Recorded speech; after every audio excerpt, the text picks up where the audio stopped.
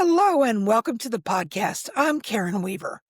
My guest today has been on the media rounds talking about the college sports industry and the role his company wants to play in its evolution. Jonathan Marks is the Chief Business Officer at Elevate, as well as the founder of Dynamic Pricing Partners. He is a past winner of the Sports Business Journal 40 Under 40 Award, and I recently saw his conversation with Bloomberg Power Players reporter Janet Lauren, and it was terrific. So, Jonathan, welcome to the podcast. Thank you very much, Karen. You are too kind. Really appreciate it and looking forward to the conversation. So, let's just give the listeners just a brief background on what Elevate is, how it evolved, that type of thing. Yeah, Elevate is a sports and entertainment marketing agency that's focusing on revenue generation across every aspect of a rights holder's commercial stack. So what that means is we'll partner with a team, a league or conference, a university, potentially a music promoter to help them maximize the value of the assets that they own and operate. That could be in the form of ticket sales, sponsorship sales. It could be in the form of understanding all of the ways that they can generate revenue from their stadium, both inside and outside the stadium. And so our hospitality and premium sales and experiences team will help them maximize the value there. Our creative team will help with the design of the look and feel of both inside the stadium or arena, also for, office spaces and Hall of Fames on campuses as well. We have our Elevate talent team, which will help with sourcing and acquiring the best talent for that sports team or college university music promoter as well. And then we also have our brand agency. And so our brand agency will work with large brands to help them maximize the value of their sponsorship assets across sports. And so overall, we aim to maximize the value of all of the assets that a sports entertainment property will have and generate more revenue on an incremental basis day in and day out. Just so my listeners understand, one of the things I keep hearing a lot about is premium hospitality. Can you tell us a little bit more in detail what that might mean? Yeah, so I think premium hospitality and premium experiences can mean something different to everyone. But when we kind of boil it down, what we're seeing across professional sports, and now you're starting to see it across college sports, is the evolution of a really unique, sometimes high end experience that you can have before, during, and after an event. And so, um, you started to see, I think, premium spaces, I would say, come to fruition, probably in this, last 15 years or so, but really are, becoming much more high end over the past, 5 years or so, where you're starting to see teams renovate current club spaces or premium suite areas, premium experience areas that they might have, built in the early mid 2000s, but are already becoming somewhat stale to the fan that wants a higher end experience. And so, because of that, uh, one of the things we've seen is that fans are willing to go to events and typically spend more, but they're attending less events than they have previously. So, even though they're attending less events, they're usually spending more than they were when they attended more events. So let's just say they attended 5 events for $1,000. Now they're attending 3 for $1,000 or sometimes more. So they're typically trading up for the smaller amount of times that they are attending those events.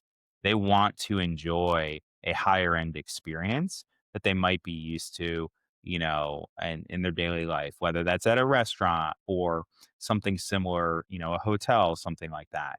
And so, because of that, you're seeing the evolution of stadiums and arenas typically downsizing or decreasing the amount of seats that they have in order to take more spaces and build more premium seats. Was just on a call earlier today with the CFO of a college football partner of ours, and he said, "Jonathan, our stadium's too big. Like we know that. Outside of for a few games a year, even though we're a very high performing team, it's tough to actually move all those seats. And so you're starting to have teams think about either if they're going to build something new, building a smaller stadium than they typically would in the past, or if they previously renovated or have a larger stadium, thinking about downsizing that stadium and adding more premium spaces. Typically, premium seats will take up a larger square footage, and you'll give every individual more square feet per seat, and also for the spaces than you would for a normal, what we call kind of general admission or reserved seat. So because of that, you're starting to see that the evolution of that happen. We just ran a study around the young alumni or the young fan. And what we're seeing is all of those fans, they want, pregame hospitality. They crave that exclusivity, on-field experiences where they probably can't afford, but it's certainly something they want. And then typically inclusive food and beverage, other amenities as well. And really, they don't wanna have to think about kinda what's my budget for the game once I'm there. They'd rather have that kind of all-inclusive experience.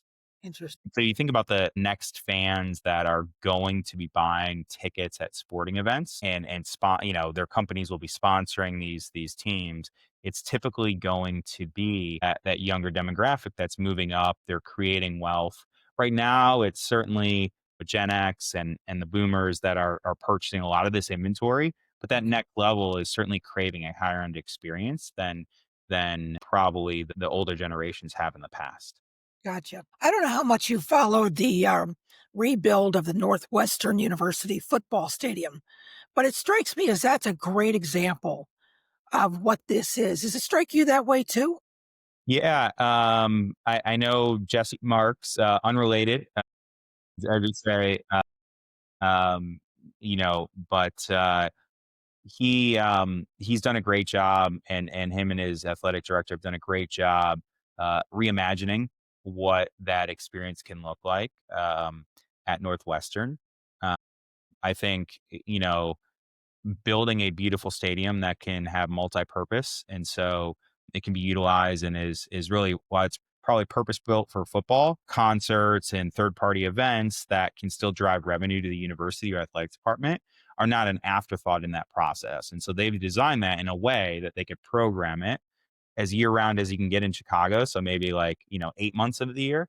So, but yeah, no, I think we're seeing that. Our partners at University of South Florida have done a tremendous job imagining what a game day experience can be like on campus. If you think about it, there are, quite a few universities out there that either play football or basketball off campus. Being able to take their fans from where it was in Raymond James Stadium and now bring everybody on campus in Tampa is going to create an amazing atmosphere, an amazing experience, and they have the freedom to dream, uh, and really can do so many things now that they can activate in and around their campus on game day versus kind of picking up and traveling across town to Raymond James Stadium. And so I think when you think about whether it's a new build of a stadium, which you don't see very often anymore, or it's a renovation, everybody is really becoming intentional about how they program and drive incremental revenue from what would be maybe normal seats and create Yeah. premium experiences. And I think when we say premium, like I think, it's important to realize that premium experiences can mean something different for everybody. It doesn't have to be super, super high end. Just giving access to a unique space that might not cost anything more, but you have access because maybe you're in the upper level, but you have access to this club area. I think, the New York Mets, I believe, have a club on every single level of the stadium. I believe they Hmm. have 5 levels of the stadium. Like Wow.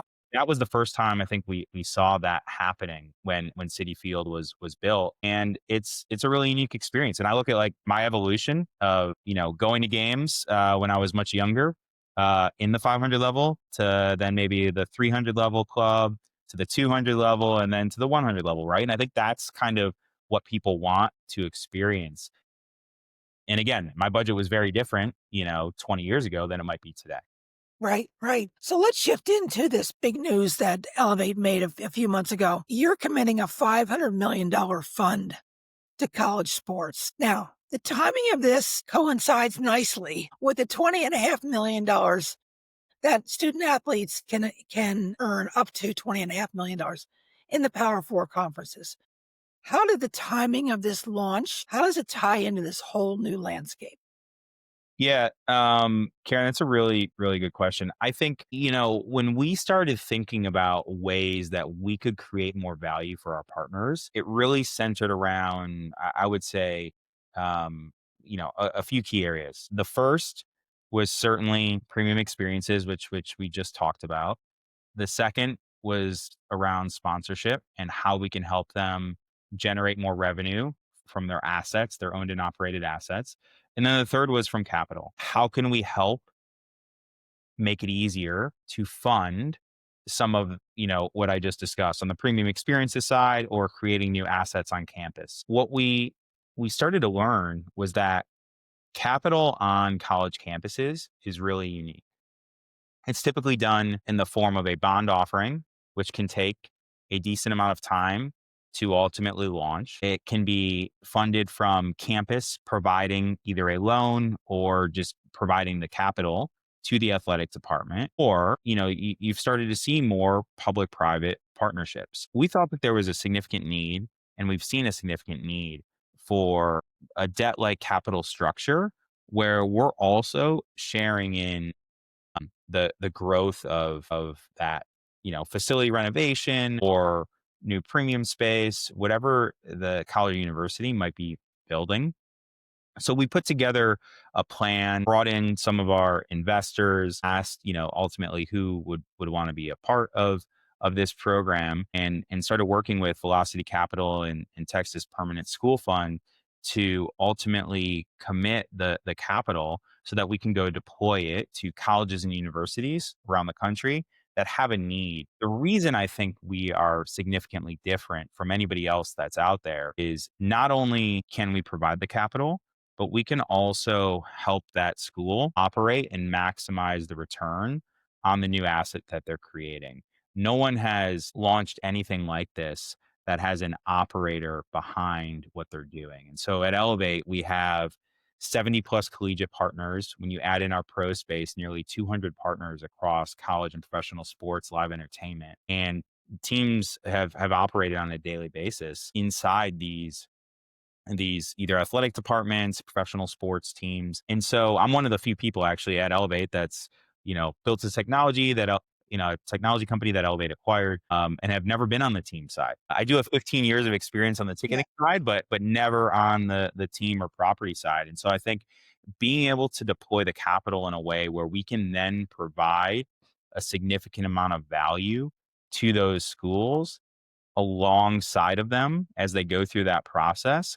But then also, let's just say we do a 10-year partnership. In 10 years, we don't own the asset, they own the asset outright versus there's some other private equity offerings. And I'm not saying we're against it by any means. I think that's interesting. I'm not quite sure private equity and owning a piece of an athletic department makes a ton of sense the way these universities are and athletic departments are structured. And there's not I imagine there's not a ton of liquidity options for a private equity group that owns, say, 49% of an athletic department. It also makes it very difficult for that athletic department to probably operate in the ways that they have before.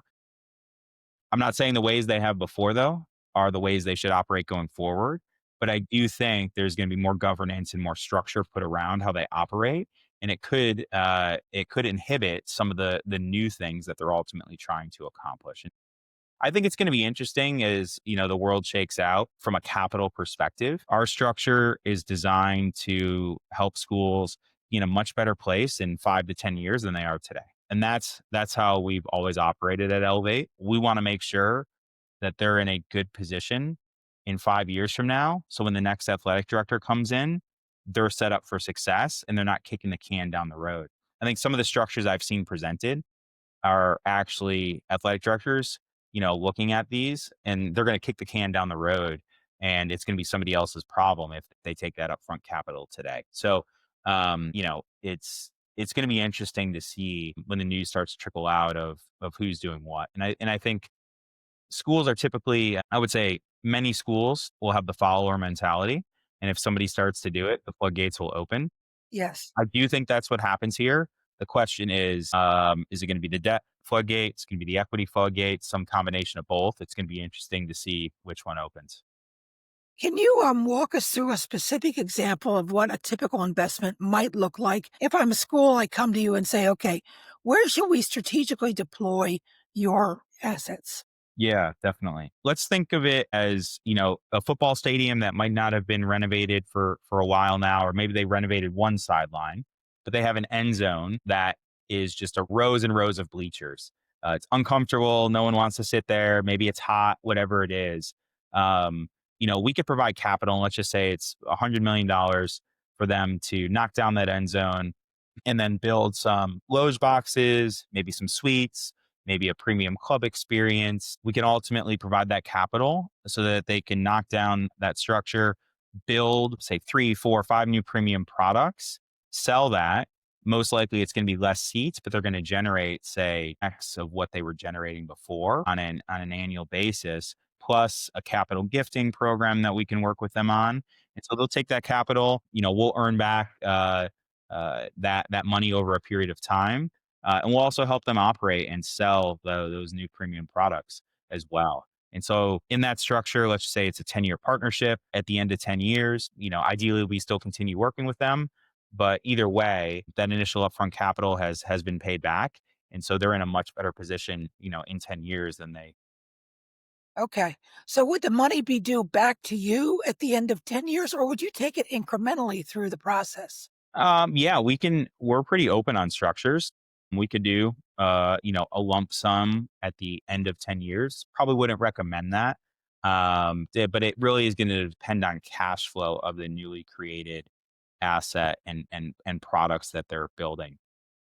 And so it really depends. But yeah, we're open and flexible on what that looks like. Have you tracked at all about what Beaver Stadium at Penn State is doing? They're investing $700 million or more into their facility. Do you have any idea if it tracks with what you're talking about? So Penn State's an amazing partner of Elevate's. They are not part of the capital Okay. initiative, but Elevate is there helping to support ticket sales of the $700 million plus stadium renovation. Okay. And yes, the team there, Pat Kraft and the entire Penn State team have done a tremendous, tremendous job at thinking through all of the assets and newly created products that they can put into the new sideline. It's Okay. gonna be a really amazing experience. Penn State and was already a fun experience on game day, but when you add some new products, I think it's gonna make it extra special. I hope some schools do some activation around this with parking because getting in and out of stadiums can be really challenging. Are you thinking about that space at all? I think parketing is the most interesting asset class and most undervalued asset class across college campuses. If you look at how game days are traditionally organized from a parking perspective, a lot of times you're working with so many different stakeholders.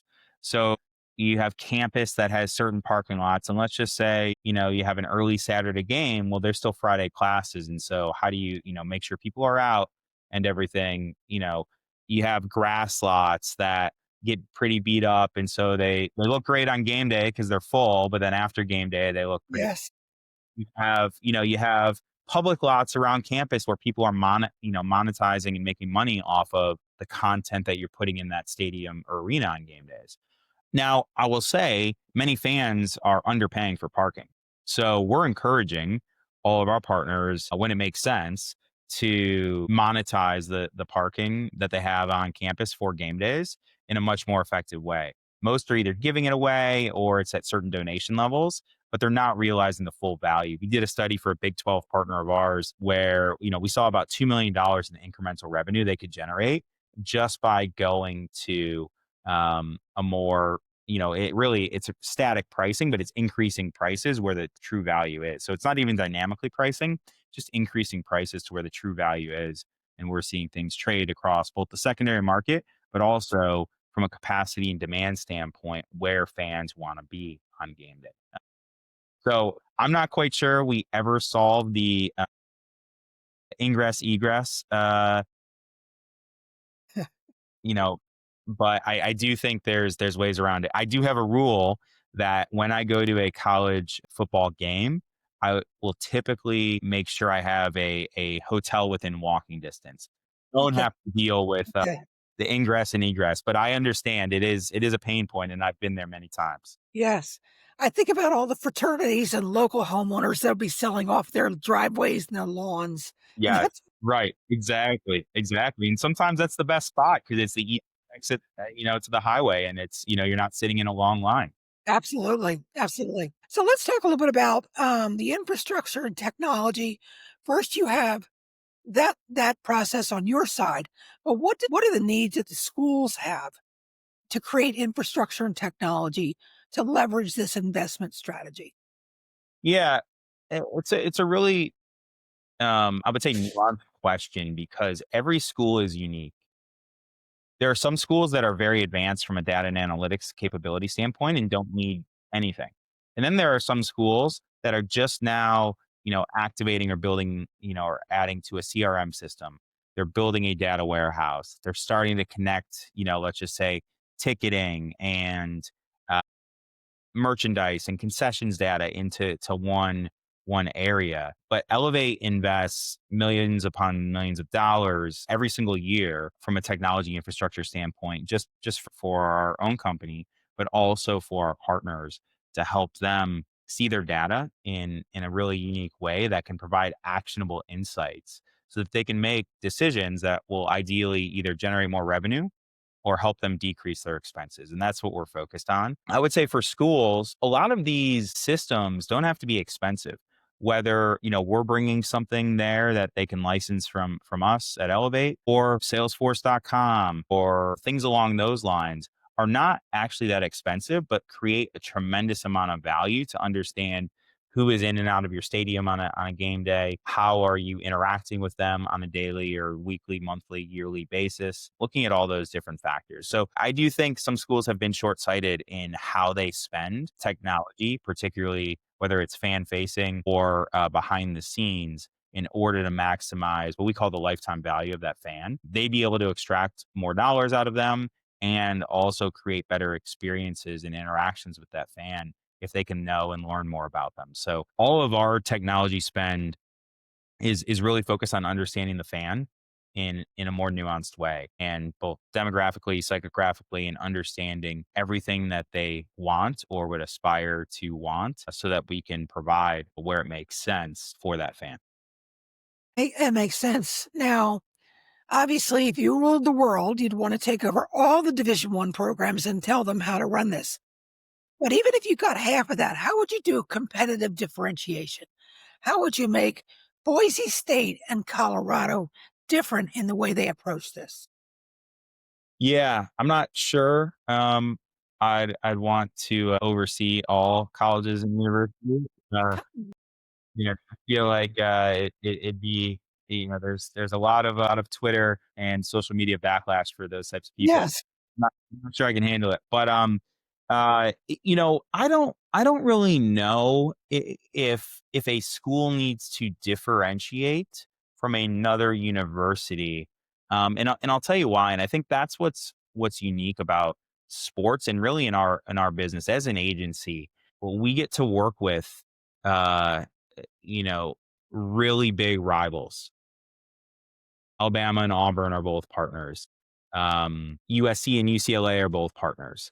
Uh, and so I think they're not really going after similar fan bases. For the most part, you're not going to convert an Alabama fan to an Auburn fan or a USC fan to a UCLA fan. It's going to be really very difficult to do. And so I do think what you can aspire to do is really create a game day experience that if you're, A and your school B fan, school B, would never think of ever coming to your game. All of a sudden, they're like, wow, I really want to experience, that pregame tailgate that they offer to everybody, or that concert they put on before the game, or the atmosphere that they have on a big game. And so I think that's how you can begin to differentiate. We see this and the race at Circuit of the Americas in Austin is a big partner of ours. They create a festival like atmosphere for all 3 days of their event. If you've ever been to the U.S. Open tennis tournament, also Yes. an Elevate partner, right? You don't have to be a tennis fan or an F1 fan to enjoy those events. You go and there's food and there's events going on and there's such an energy there that you don't always get that at a normal regular season college football game or professional sports game.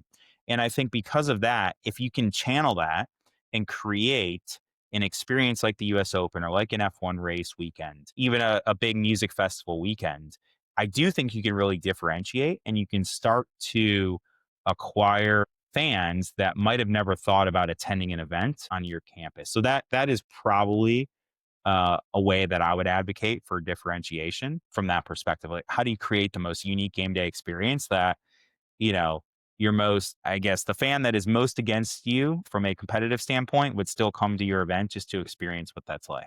Yeah, I think that's important for presidents to hear because they want to think of their campus as unique and standalone, yet still share in some of the greatness that is college sports playing across multiple campuses. So I think that's an important understanding for presidents.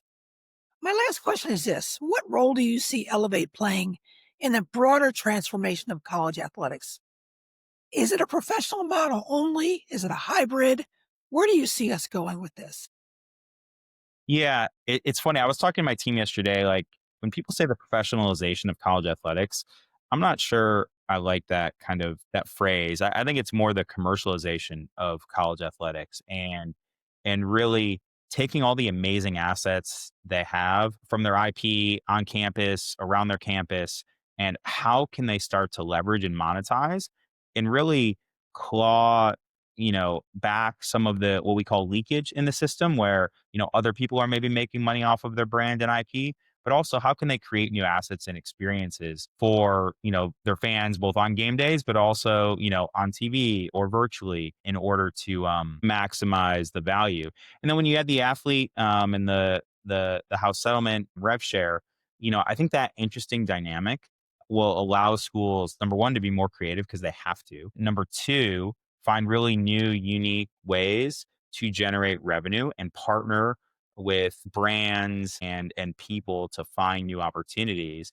And then number three, I think you're going to start to see the evolution of we've never done this before, we're not going to do this to, what, we've never done this before. Well, let's see what it's all about.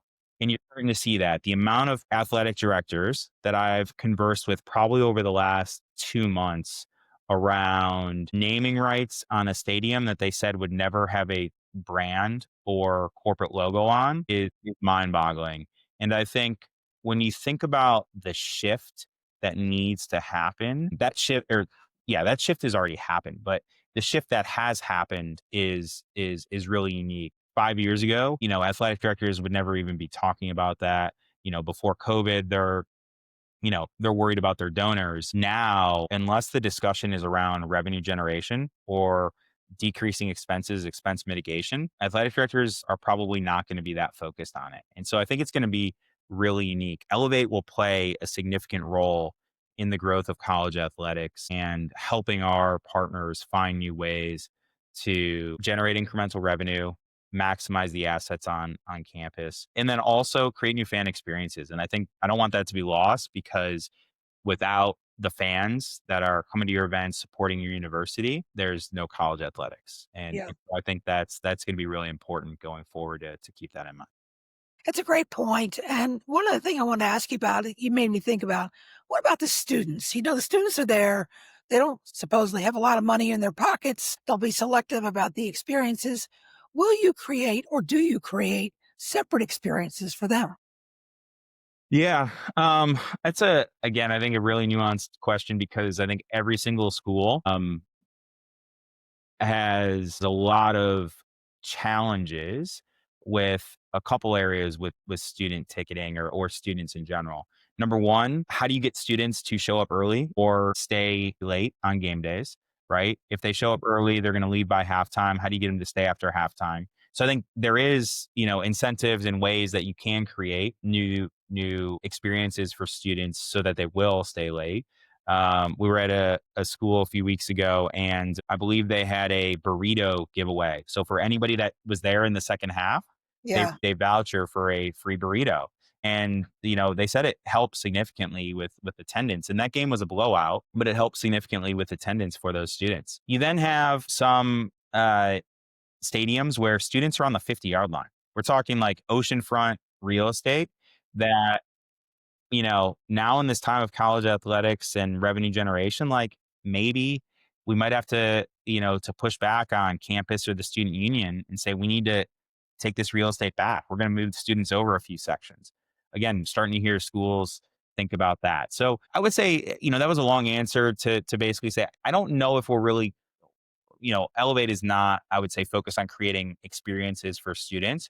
I do think it is important for our partners and school presidents to realize to incentivize students to show up and also stay late if they can, because I do think it creates a better atmosphere versus a bunch of adults or public fans. It's not as fun. It's always fun when the students there and they do, fun things in their student sections. It's what game day is all about, right? You don't see that as much in the pro space That's right. in most areas.